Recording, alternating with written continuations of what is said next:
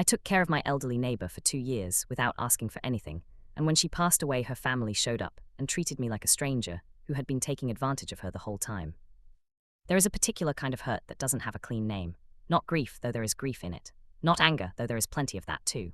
It is something closer to the feeling you get when you realize that the story of something you lived through, something you were present for every single day, has been written by people who weren't there, and that their version has been accepted as true before you even knew there was a version being written.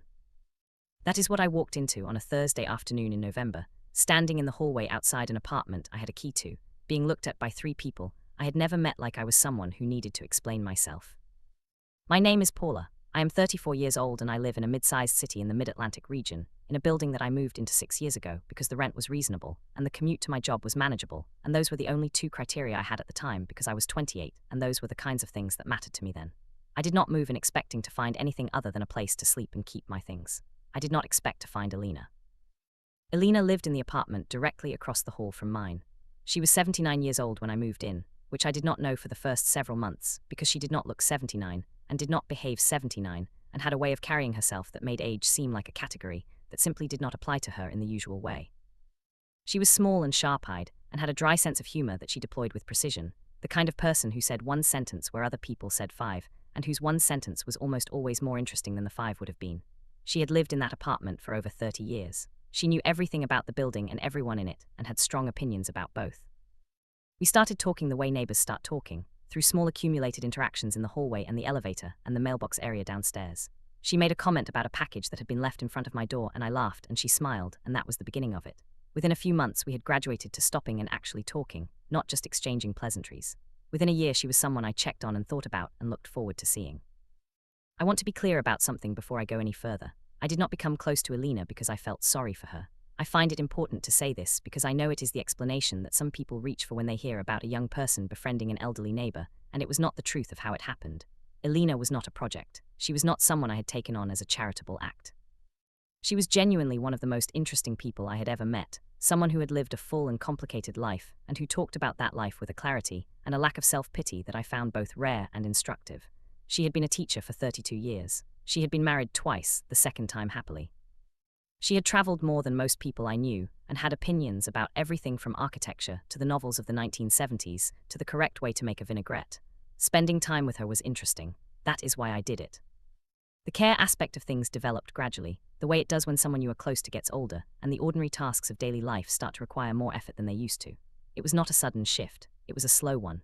The first time I noticed it was about a year after I moved in, when I ran into her in the lobby struggling with 2 bags of groceries that were clearly too heavy for her and offered to carry them upstairs. She accepted without excessive gratitude, which I appreciated. The next week she mentioned she was having trouble getting to the pharmacy because her usual routine had been disrupted by some construction on the street she normally walked, and I said I was going that direction anyway and could pick up what she needed, which I was not going that direction anyway, but it was a small detour and it didn't cost me anything. These things accumulated. The grocery trips became a regular thing, once a week on Saturdays when I was doing my own shopping. The pharmacy runs became something I offered rather than waited to be asked. When she had a medical appointment, I started offering to drive her, not because she asked, but because I had noticed that arranging transportation for those appointments seemed to stress her more than the appointments themselves, and I had a car and Tuesdays were usually light for me. She accepted these things in the way she accepted everything, matter-of-factly, and without making a production of her gratitude, which was part of what made the whole thing feel natural rather than weighted with obligation. By the second year I had a key to her apartment. She had given it to me after a minor incident where she had locked herself out, and the building super had taken 45 minutes to respond, and she had said with characteristic practicality that it made more sense for someone reliable to have it than to depend on the super again. I used it occasionally, when she was expecting me and hadn't answered the door after a few knocks, or once when she had called me sounding strange, and I wanted to check on her quickly rather than wait for her to come to the door. Nothing dramatic, just the ordinary key that an ordinary person keeps for someone they look in on. I am describing all of this in detail because the detail matters for what came later. The key matters, the groceries matter, the medical appointments matter. The 2 years of small, consistent acts of care that were never documented and never discussed and never attached to any expectation of return matter, because those 2 years were going to be picked up and reinterpreted by people who had not been present for a single day of them, and I want the record to be clear about what they actually were before I describe what those people decided they were. Alina had family. I knew this because she talked about them occasionally, in a tone that was fond but that also carried within it a kind of distance, the distance of someone who has accepted a particular reality without entirely being at peace with it. She had a daughter named Roberta who lived in another state and called once a week on Sunday evenings. She had a son named Gary who lived closer, about 2 hours away, but who came to visit perhaps 3 or 4 times a year. She had a grandchild she mentioned warmly, but whose visits she described as infrequent, in a way that did not invite elaboration. She never complained about any of them to me. That was consistent with who she was. She was not someone who complained, but she also did not describe her relationships with her children in the way people describe relationships that are deeply nourishing, with warmth and specific detail, and the casual references that come from real and regular contact. She described them the way people describe relationships that are affectionate but somewhat managed, relationships that exist in a particular defined shape that everyone has agreed not to disturb. I never asked her about this directly because it was not my place. I understood that family dynamics were complex and private, and that Alina had arrived at her own understanding of hers long before I entered the picture. What I knew was that on the days between Roberta's Sunday calls and Gary's quarterly visits, I was the person across the hall. I was the one who knew when she hadn't eaten much that day, and who made sure there was something easy in her fridge. I was the one who knew that she liked the window open at a specific angle, but not all the way because the angle of the building meant full open brought in exhaust from the street. I was the one who had sat with her through an afternoon last February when she had been more tired than usual and had not wanted to be alone, but had also not wanted to talk much, and we had sat on her couch in comfortable quiet while the winter light moved across her living room floor. I knew her in the ordinary daily way that proximity and consistency produce, which is a different kind of knowing than the kind that comes from shared history or family connection, but not a lesser one. It is just different. It is the knowing of presence rather than the knowing of narrative. Alina died on a Monday morning in November. She had been declining for about 6 weeks, more slowly than the doctors had initially suggested, and more peacefully than I had feared. I had been checking on her every day during those 6 weeks, sometimes twice. I had spoken with her doctor twice with her explicit permission. I had sat with her on the last Saturday evening before she passed, and she had been alert and had made a dry comment about a television program she disapproved of, and I had laughed and she had smiled, and I had gone home feeling that whatever came next, the preceding 2 years had been a genuine and unrepeatable thing. She passed on Monday morning while I was at work. The building super called me because my number was in a folder Alina had kept on her kitchen counter with the label Important Contacts, which I had not known about until that moment. I left work and came home and sat in my own apartment for a long time before I could do anything else. The family arrived on Thursday.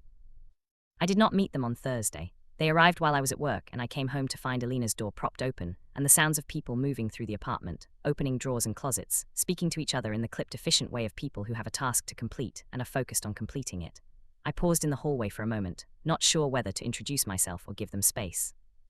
Then a woman appeared in the doorway who I understood immediately to be Roberta, not because I had ever seen a photograph, but because she had Alina's eyes in a face that had arranged itself into an expression very different from anything Alina had ever worn. Where Alina's default expression had been dry and alert, Roberta's was pinched and assessing, the expression of someone who was looking at things and finding them not quite adding up in a way she found suspicious. She looked at me and said, "Can I help you?" in a tone that was not particularly interested in helping me. I introduced myself. I said I was Paula, Alina's neighbor from across the hall, and that I had been close to her for the past 2 years and wanted to extend my condolences. Roberta looked at me for a moment and then said yes, she had heard about me in a way that attached no warmth to the information whatsoever. She said it the way you say you have heard about something that you have been in the process of forming an opinion about, and the opinion is not favorable. I did not know what to do with that, so I said I was glad to have known her mother, and that if there was anything I could do during this time, I was right across the hall. Roberta said thank you and went back inside, and the door stayed propped open, and I went into my own apartment, and sat with the distinct feeling that something had just begun that I did not yet have the full shape of.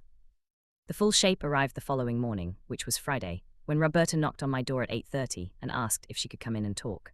I said of course and made coffee, and she sat at my kitchen table with the posture of someone who had prepared for this conversation in advance and was now executing it. She had a younger man with her who she introduced as Gary, Alina's son, and who had the particular energy of someone who has been talked into a position he is not entirely comfortable with but does not know how to exit gracefully. Roberta said she wanted to ask me some questions about my relationship with her mother. I said of course. She said she wanted to understand the nature of the arrangement between us. I said there was no arrangement, that Alina and I had been neighbors and friends, and that I had helped her with some things over the past couple of years, because she was someone I cared about, and helping had been something I was in a position to do. Roberta said she see, in the tone that means I hear what you are saying and I am not accepting it. Then she asked about the key. I told her Alina had given me the key herself, voluntarily, after the incident with the building super. Roberta said she was aware of the key and wanted to know how often I had used it and for what purposes. I described the occasions I had used it, which were few and all easily explained. She nodded slowly in the way of someone collecting information they intend to use rather than simply receiving it. Then she asked about the medical appointments.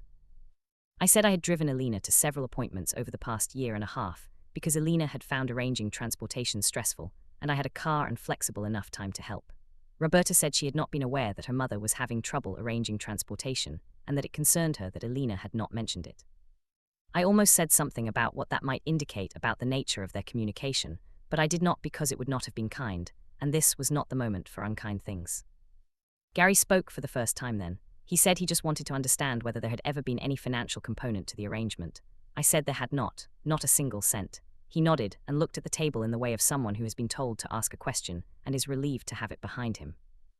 Roberta said she appreciated my candor and then said the thing I had been sensing coming since she had said yes. She had heard about me in the hallway the previous day. She said that in going through her mother's things, she had found some items that she wanted to ask me about. She said there were some small pieces of jewelry and a particular book that had belonged to her grandmother that she could not locate and that she wanted to make sure had not been moved out of the apartment. The room was quiet for a moment after she said it. I understood what she was saying. She was not asking me whether the items had been moved. She was telling me, in the language of implication that people use when they want to make an accusation without technically making one, that she had noticed these things were missing, and that I was the person across the hall with a key, and she wanted me to understand that she had noticed. I kept my voice even. I said I had never removed anything from Alina's apartment and would not have done so. I said that if items were missing, there were many possible explanations and that I was not one of them. Roberta said, of course, she wasn't suggesting anything, she was simply asking.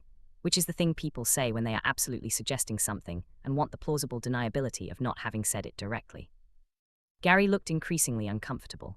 He asked Roberta if they could move on, and she said yes, and thanked me for the coffee, and they left, and I sat at my kitchen table alone, with the specific cold feeling of having been looked at by someone as a suspect in the life of a person I had genuinely loved.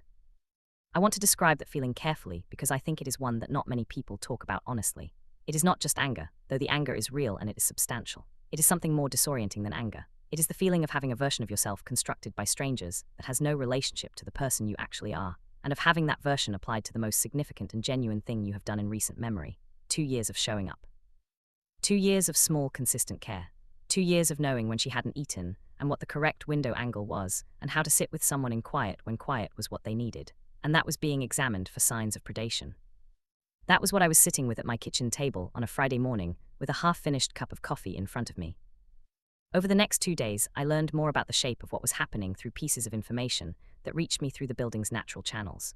The super, a man named Dennis who had known Alina for 15 years and who was genuinely grieving her loss, told me that Roberta had asked him questions about my comings and goings. He had told her what he knew, which was that I checked on Alina regularly and that in his observation it had always seemed like a normal neighborly relationship, and that Alina had spoken of me warmly when her name came up. He said Roberta had listened to this and thanked him and had not appeared particularly moved by it. Another neighbor, a woman named June on the 3rd floor who had known Alina casually for years, told me she had been approached by Roberta with what she described as very specific questions about whether she had ever noticed anything unusual about my behavior in relation to Alina. June said she had told Roberta she thought I was a kind and attentive neighbor and had never observed anything that gave her pause. June also told me, with the slightly lowered voice of someone sharing something they feel I deserve to know, that Roberta had mentioned a lawyer in the context of their conversation. A lawyer? I sat with that piece of information for a long time, not in panic, more in the deliberate way you sit with something that has just clarified the nature of what you are dealing with. This was not just a family's grief expressing itself awkwardly in the direction of a stranger. This was something that was potentially organizing itself into something more formal and more serious, and the fact that I had done nothing wrong was going to need to be demonstrable rather than simply true, because the truth of it was only in my possession, and I was the person being looked at. I spent that evening trying to think clearly about what I actually had, what documentation existed of the 2 years I had described, what evidence there was, outside of my own account, that the relationship had been what I said it was, and not what Roberta seemed to be implying. The answer, when I was honest with myself, was less than I would have liked. I had no written record of the grocery trips or the pharmacy runs or the medical appointments. I had no documentation of Alina giving me the key or explaining why. I had text messages between us, the ordinary messages of 2 people coordinating the small logistics of daily life, which would show familiarity and regularity, but which could be read multiple ways by someone determined to read them unfavorably. What I did have was people: Dennis, June, a woman named Carol who lived on the 2nd floor and had occasionally joined Alina and me for coffee in Alina's apartment on weekend mornings, and who could speak to the nature of what she had witnessed. The doctor's office where I had spoken on Alina's behalf had records of those calls. The pharmacy would have records of the prescription pickups. The grocery store I used every Saturday had my purchase history on an account. These were not dramatic pieces of evidence, but they were real and they were mine, and I was going to need to start thinking about them as things I might one day need to present, rather than just things that had happened. The more important thing, though, was something I did not yet know existed. The thing I did not yet know existed was a letter. I found out about it on Monday, 4 days after Roberta and Gary had sat at my kitchen table, and Roberta had implied what she had implied. I was coming home from work in the early evening, and Dennis was in the lobby, and he stopped me in the way he stopped me when he had something to tell me rather than just being in the same place at the same time. He said that a woman had come by that afternoon looking for me, not Roberta, someone else, and had left a card. He handed it to me. It was the business card of a woman named Helen Marsh, with the title Estate Attorney printed beneath her name in clean serif font. My stomach did something unpleasant when I read it. I went upstairs and sat down and turned the card over, and there was a handwritten note on the back that said, "Please call me at your earliest convenience. I have something for you from Alina." I read that twice. Something for you from Alina. Not something regarding Alina or something concerning Alina. Something for you from Alina, which implied that something was intentional and directional, that Alina had arranged for it to reach me specifically. I called the number the next morning. Helen Marsh answered with the brisk efficiency of someone who was good at her job and had no patience for preamble. She confirmed she was Alina's estate attorney and asked if I could come in that week. I said I could come in the following day. She said that worked and gave me the address. The office was in a building 20 minutes from my apartment, on the 4th floor, with the particular quiet of places where significant decisions are handled. Helen Marsh was a woman in her mid-60s who looked like someone who had sat across from grief and complexity for a long time and had developed a useful steadiness about it. She shook my hand and offered me water and got directly to the point, which I appreciated. She said that Alina had updated her estate documents approximately 8 months ago. I did not know this. She said that in the updated documents, Alina had left me a specific bequest. She said Alina had also left a letter, a personal letter addressed to me, which had been held with the estate documents at Alina's instruction and which Helen was now giving me as directed. She slid a sealed envelope across the desk. My name was written on the front in Alina's handwriting, which I recognized, and seeing it was unexpectedly difficult in a way, I had to sit with for a moment before I could reach for the envelope. Helen said I could read it privately if I preferred. I said I would take it home. She said that was fine and then told me the nature of the bequest, which I will describe in a moment, and then said she wanted me to know that she had been Alina's attorney for 11 years and that Alina had spoken of me specifically during the meeting where the documents were updated, and that what she had said had been entirely clear in its warmth and its intention. She said she told me this because she understood the family had been in contact, and she wanted me to have that information. I thanked her. I took the envelope home and sat at my kitchen table, the same table where Roberta had implied what she had implied 4 days earlier, and I opened it. I am not going to reproduce the letter in full because it was private, and because some things should stay private even when the story around them becomes public. What I will say is that Alina had written it in her own voice, which was dry and precise, and occasionally funny, even in the context of a letter, written in advance of her own death, which was such a completely Alina thing to do that reading it made me cry in a way I had not yet cried since she passed. She wrote about what the 2 years had meant to her. She wrote about what it had meant to have someone across the hall who showed up without being asked and without keeping track. She wrote one sentence that I have thought about more than any other sentence anyone has ever said or written to me, which was that being cared for without an agenda was one of the rarer things in a life, and that I had given her that, and she wanted me to know she had known it for what it was. She also wrote, with the particular directness she brought to everything, that she was aware her family might find the contents of her updated will surprising and might look for explanations that said more about them than about the truth. She said she had anticipated this and had handled it as best she could in the legal documents, and that she hoped I would not be made to feel that I needed to justify what I had done or what it had been, because it had not required justification and still didn't. The bequest was her jewelry. Not all of it. The estate was divided among her children in the standard way, and the furniture and the apartment contents went through the normal channels. But the jewelry, including the specific pieces that Roberta had mentioned to me as missing, Alina had left explicitly and by name to me, documented clearly in estate documents drawn up 8 months ago and witnessed and filed with her attorney. They were not missing. They had never been missing. They had been Alina's to give, and she had given them, in the only way that was immune to reinterpretation. I sat with the letter and the legal notification for a long time that evening. I thought about Alina sitting in Helen Marsh's office 8 months ago, making these decisions, thinking about what she wanted to happen and who she wanted to receive what and why. I thought about the fact that she had done all of this quietly, without telling me, without making it into something I would have felt complicated about if I had known. She had handled it in her own way in her own time, and left the results for after, which was consistent with everything I had known about how she operated. I also thought about Roberta.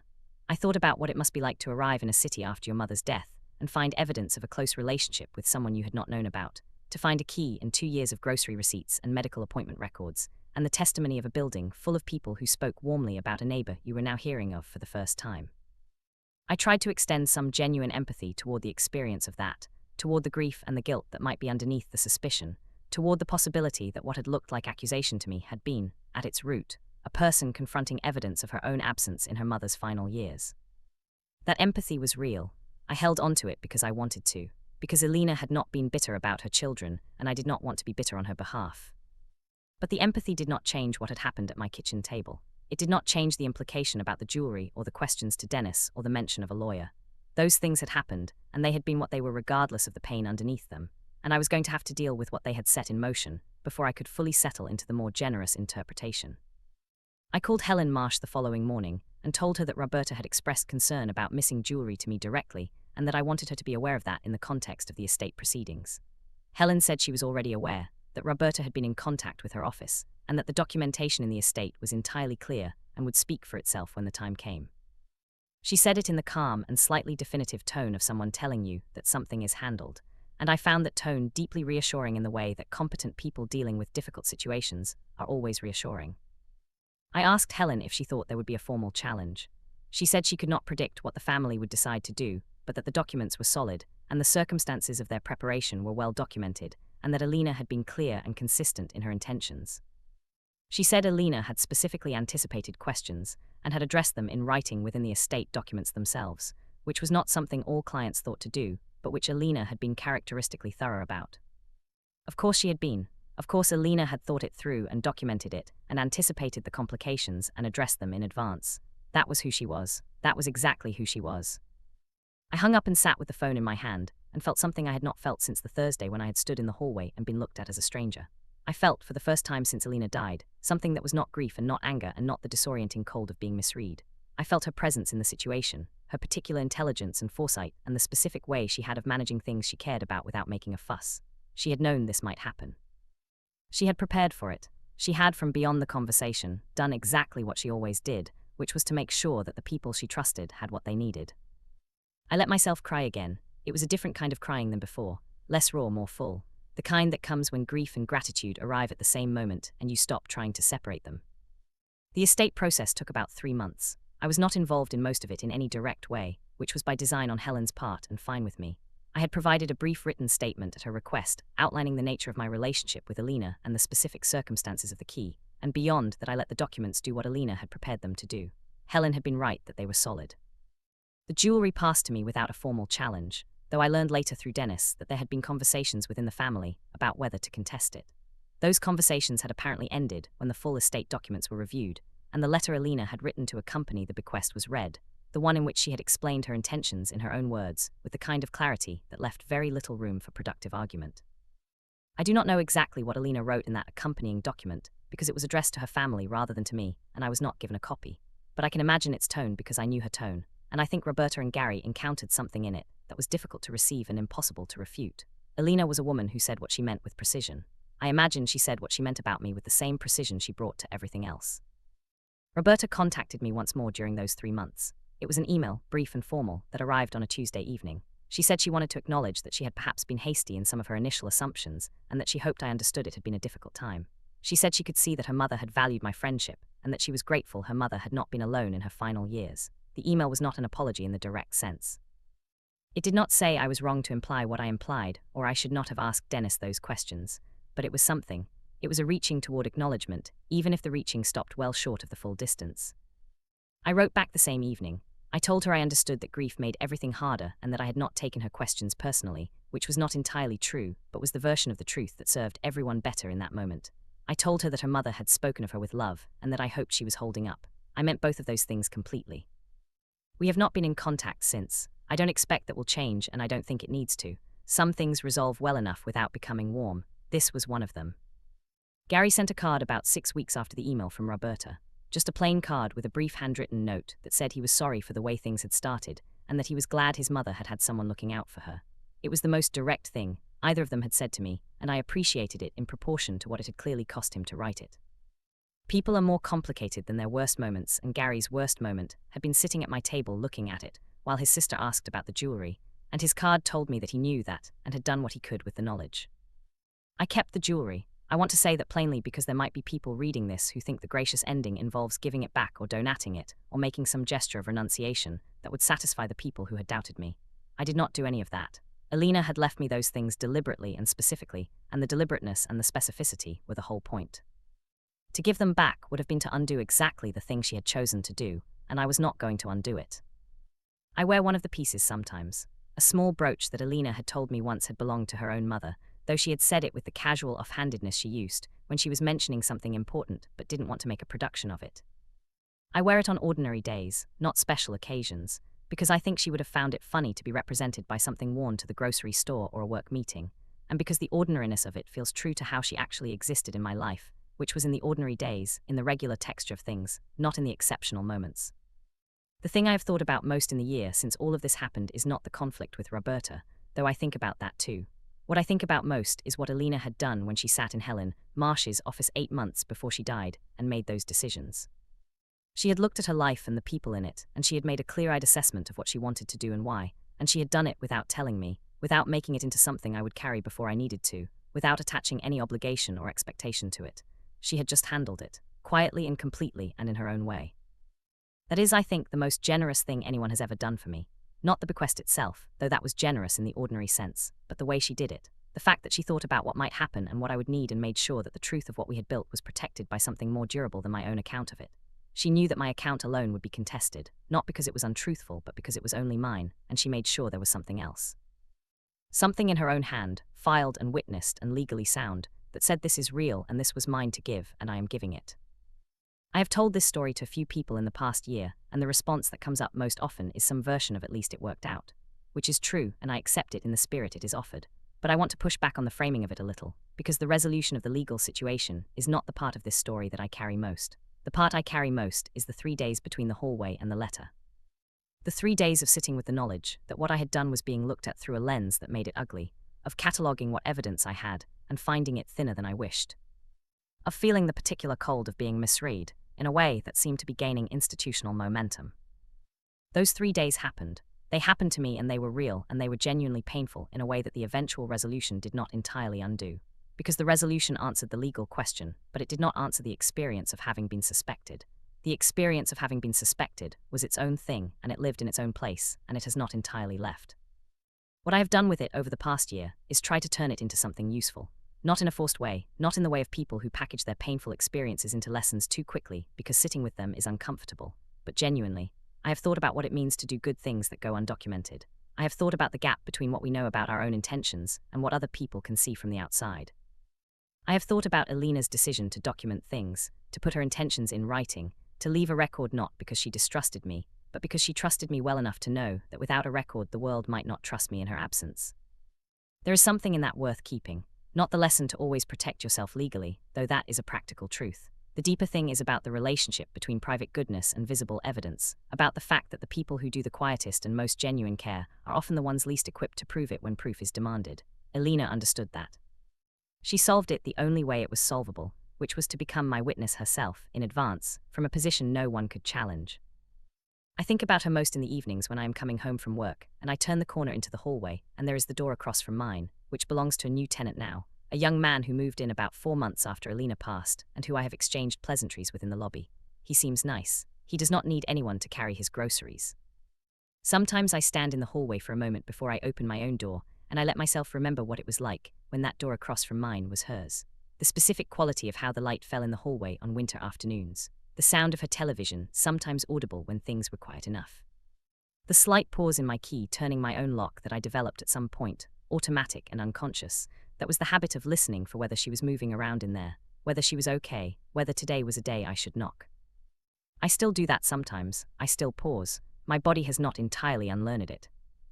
I think it probably won't. I think some habits form at a depth that outlasts their occasion, and that this is not something to fix but something to carry. A small physical remnant of 2 years of genuine care, still present in the muscles and the attention long after the thing that called it into being is gone.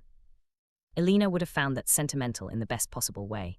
She would have said something dry and accurate about it, and then looked away before I could respond, which was how she accepted things that moved her without making a scene. I know because I knew her, and that knowing is mine, entirely and permanently, regardless of what anyone who wasn't there has ever thought about it.